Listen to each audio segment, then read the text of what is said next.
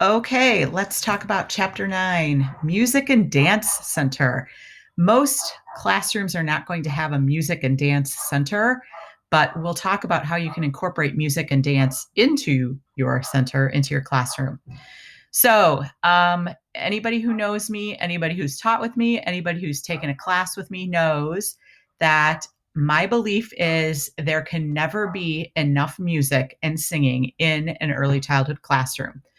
Most early childhood classrooms don't have nearly enough singing. And singing is a physical activity, it's a cognitive activity, it's a language development activity, it's a creativity activity. Music is so important. Music is the way a lot of kids learn a lot of stuff. And if you think about the things that you've learned in your life, the things that you still know, the ways that you've learned them, it's often music. So the value of music in the early childhood classroom cannot be overstated. Okay. So, having said that, we're going to learn about how children develop their musical understandings, how to set up a music center, and how to provide music activities for emotional development, for physical development, for social development, and for language development, and involving children in rhythm and dance. Promoting cognitive development through music, creative development. I've already talked about all this. And what's your role in all of this? Your role is to be singing and whistling and humming and playing music and doing music related activities all the time. Okay, music is a medium for communication and self expression, right? So, we are singing songs to tell stories, to tell what's going on, right? And to express ourselves sort of creatively and artistically. Everything is an instrument. And you know this if you've hung out with little kids a lot. Voices are instruments, hands are instruments, feet are instruments. You don't have to have, tambourines and triangles and shakers for everybody. You can make music without all that stuff. Early interaction with music positively affects the quality of a young child's life. The more you sing with children, the happier they are. Think about it. When you are singing with a child, how can you be angry or upset or stressed out, right? Your whole physical being takes on a different attitude when you're singing. It's fun. And so giving children those experiences is so important. Okay, musical development in young children. So tone is how it sounds. Like how it sounds is it loud or quiet? How long it takes? The pitch, is it high or low? Okay.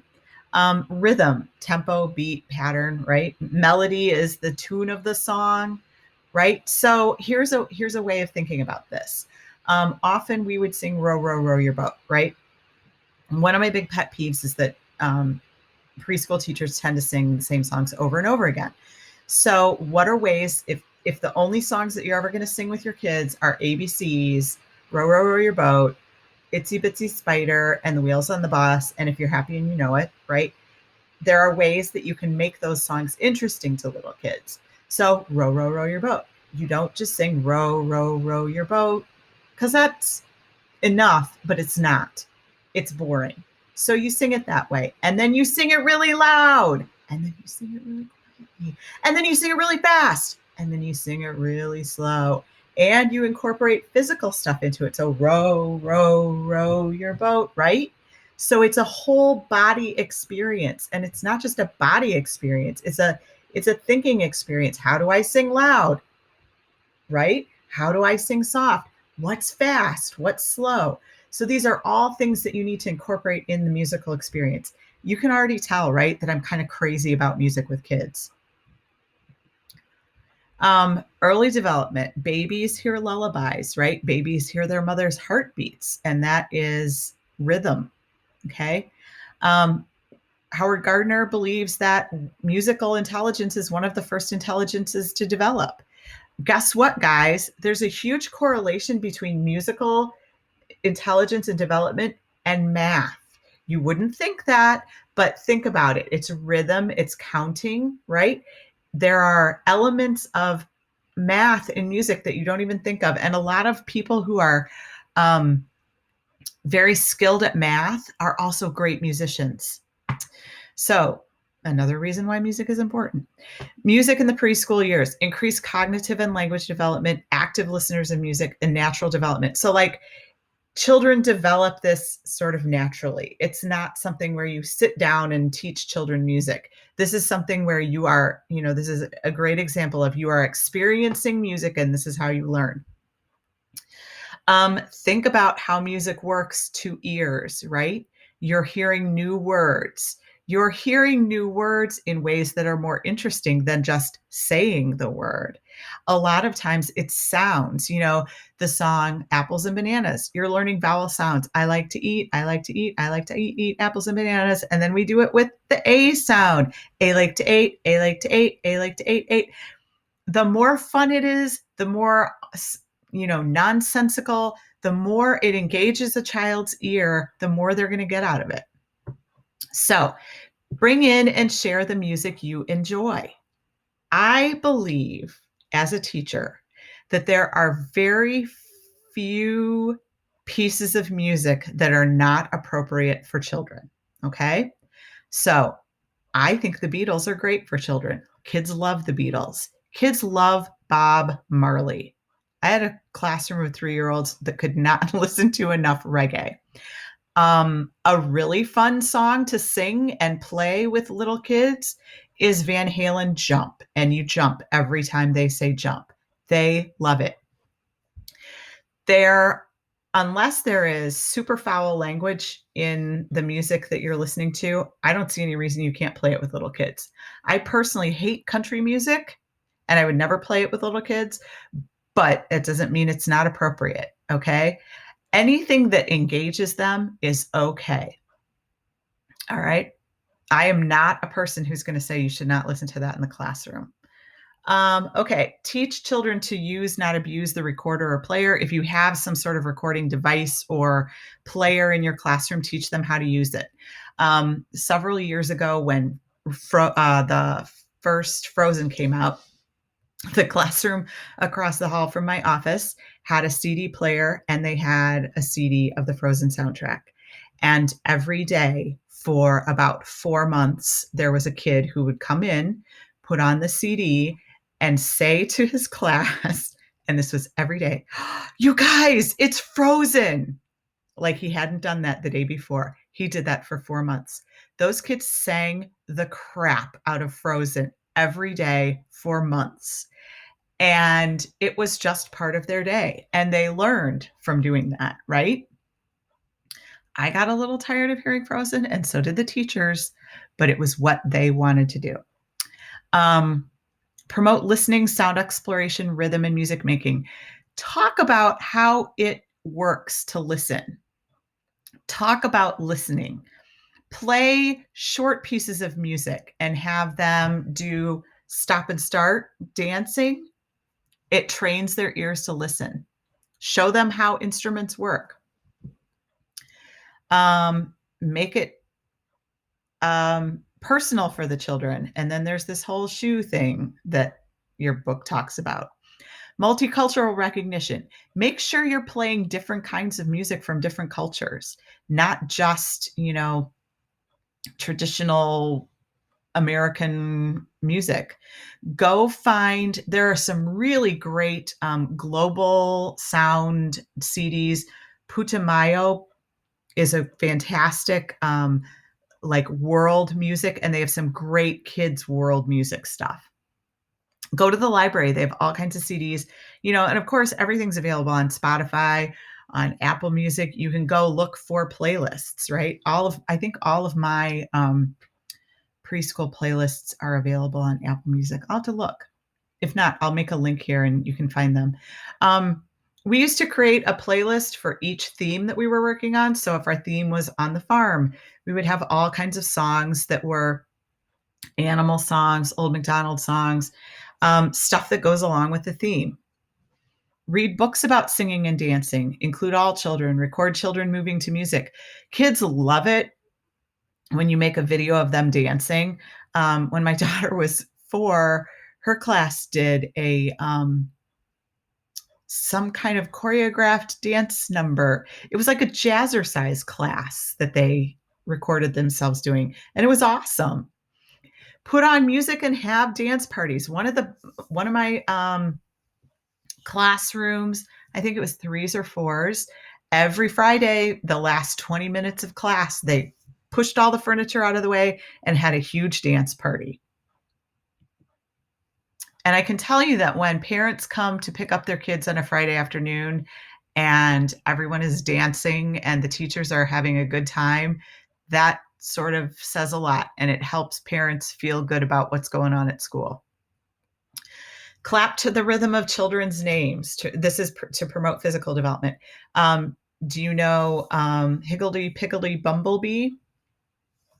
Higgledy Piggledy Bumblebee, can you say your name for me? And then you say a child's name. And then can you shout it? Amy. Can you clap it? Amy. Can you say it quietly? Amy. So work those kinds of things in. And when you include kids' names or jump inside the circle, another one.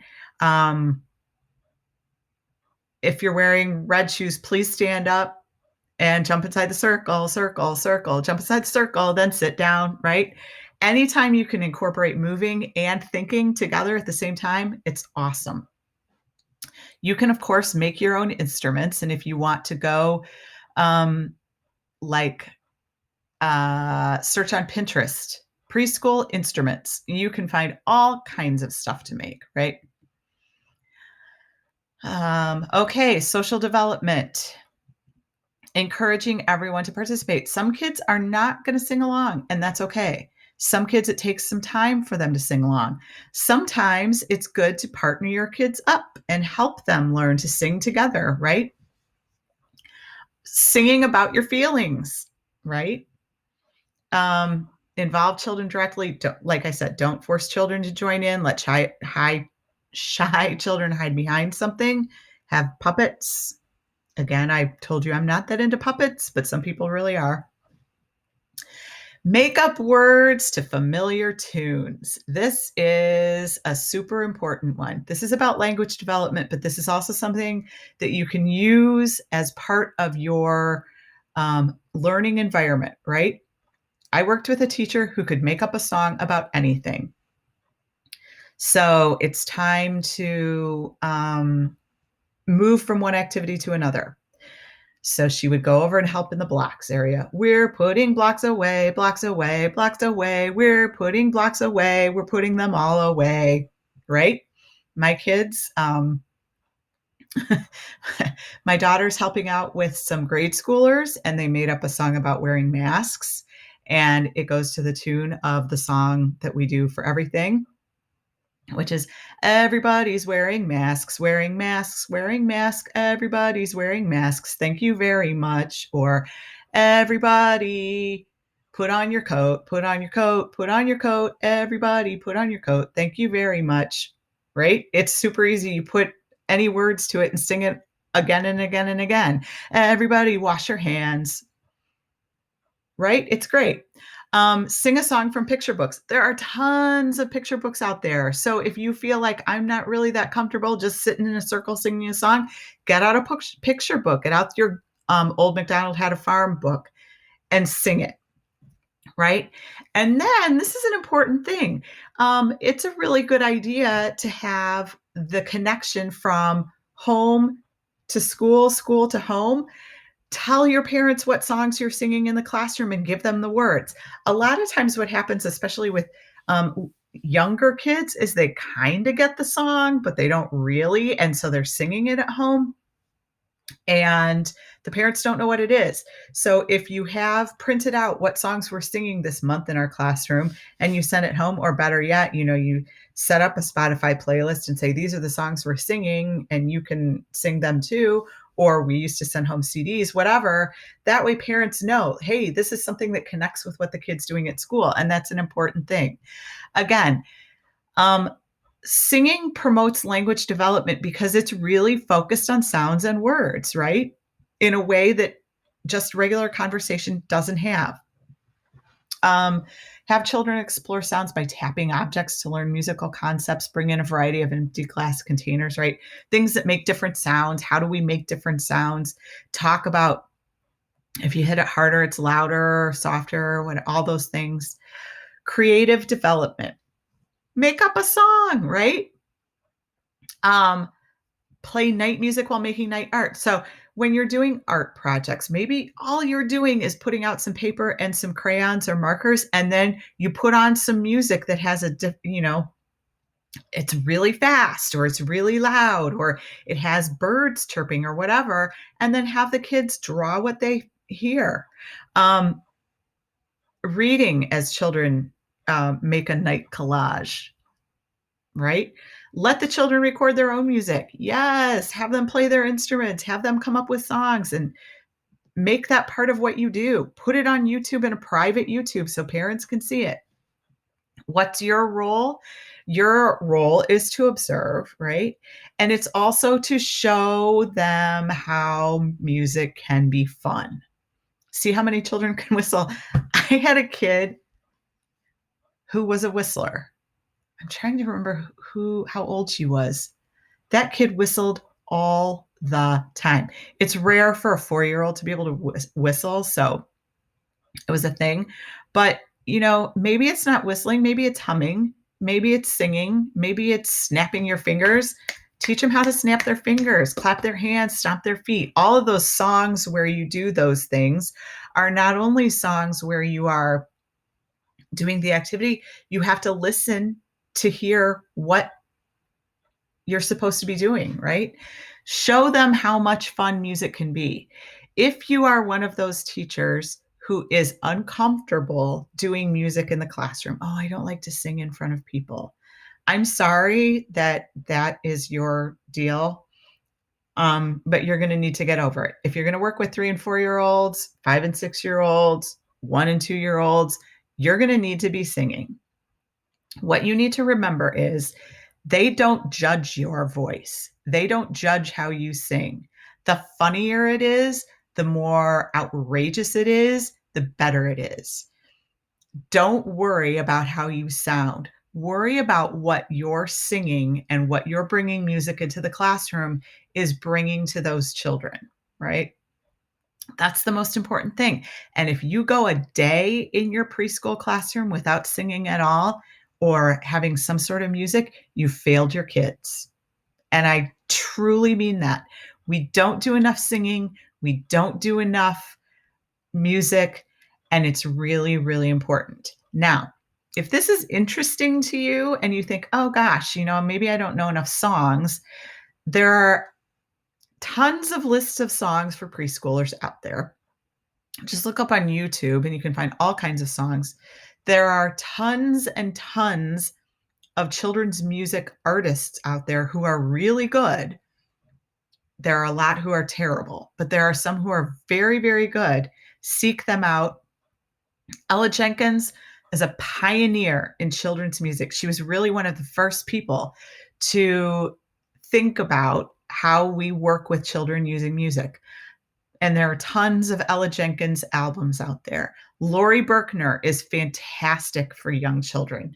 Who else? Rafi, They Might Be Giants. Tons and tons of great kids' music is out there. If you like this, if you're interested in this, you should definitely take CHD 216, which is art and music for the young child, because this is what we talk about. And if you think I'm fanatic about it here, wait till you take that class. Remember, you've got to have music with your kids. Okay, later.